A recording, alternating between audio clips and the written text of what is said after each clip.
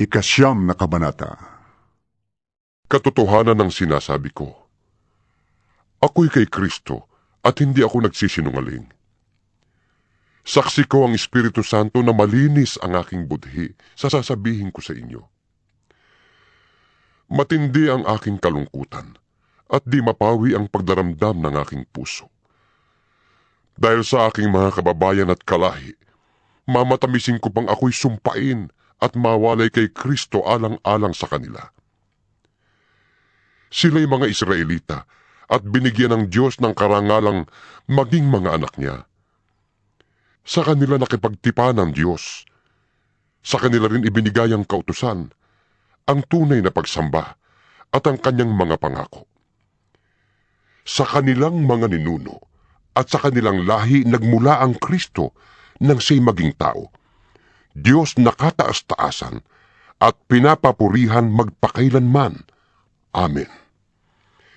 Hindi nangangahulugang nawalan na ng kabuluhan ang salita ng Diyos, sapagkat hindi naman lahat ng mga Israelita ay kabilang sa bayang hinirang niya. At hindi rin ibinibilang na anak ni Abraham ang lahat ng nagmula sa kanya. Ganito ang sinabi ng Diyos: ang magmumula lamang kay Isaac ang ibibilang na lahi mo.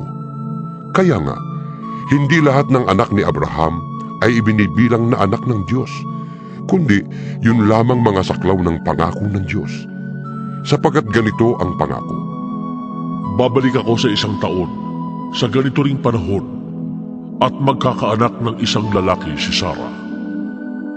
At hindi lamang yun. Kahit naiisa lamang ang ama ng 2 anak ni Rebecca, na walang iba kundi ang ating ninunong si Isaac, ipinakilala ng Diyos na ang kanyang pagpili ay ayon sa sarili niyang layunin at hindi batay sa gawa ng tao.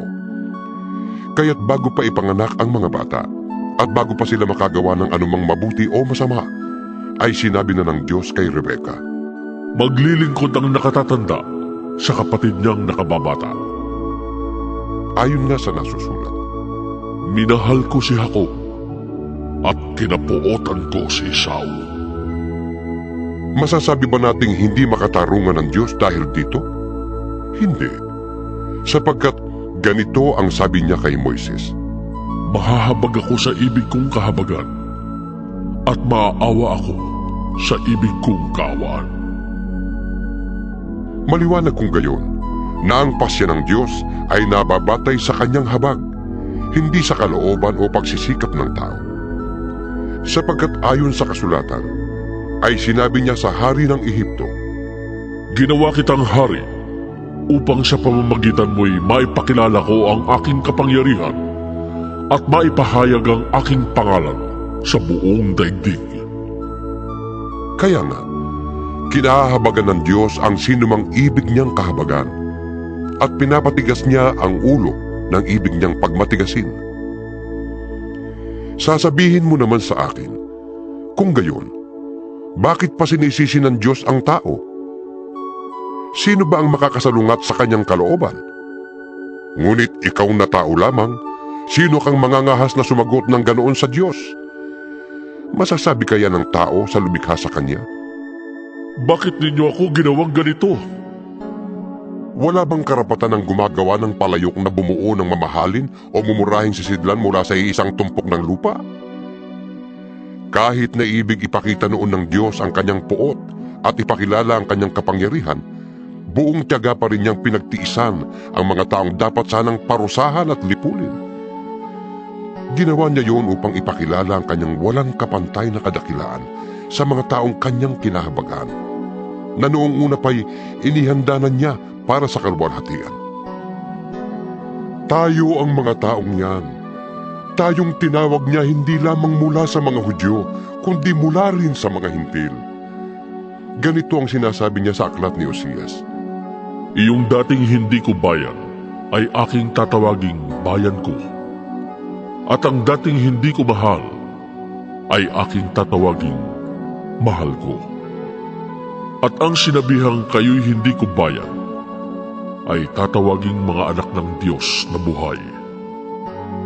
Ito naman ang ipinahayag ni Isaias tungkol sa Israel. Kahit na maging kasindami ng buhangin sa dagat ang bilang ng mga anak ni Israel, kaunti lamang sa kanila ang maliligtas, sapagkat mahigpit at mabilis na hahatulan ng Panginoon ang daigdig.